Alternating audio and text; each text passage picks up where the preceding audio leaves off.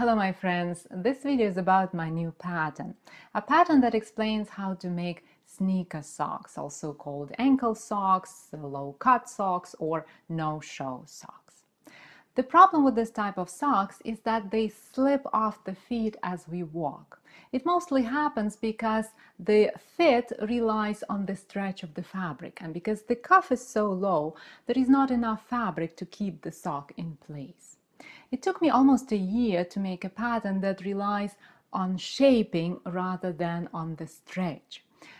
First I made a test pair of socks and I was wearing them for several months, paying attention to weak points and possible improvements. And then I used my observations to update the pattern to make sure the socks stay where they belong, on the foot and not halfway down the shoe. The shaping of the toe part of the sock is very close to the natural shape of the human toes.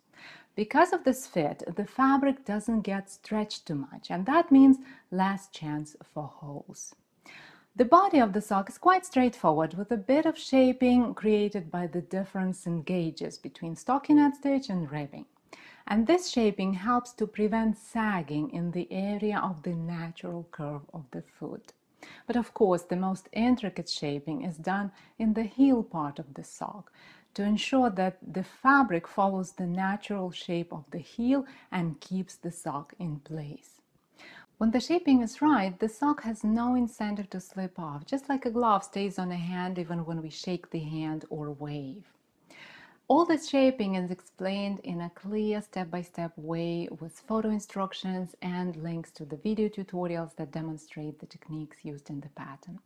There are 9 sizes to choose from the children's US size 9, that's about toddler size, to the men's US size 13, that's a shoe for a big man. This way, it is very easy to make a pair of socks for pretty much anyone. All you need to know is that person's shoe size. And you can use any sock yarn you like, and because these socks are low cut, for most sizes you will need just one 50-gram ball of yarn. So follow the link in the description or the one up there, get the pattern and cast on.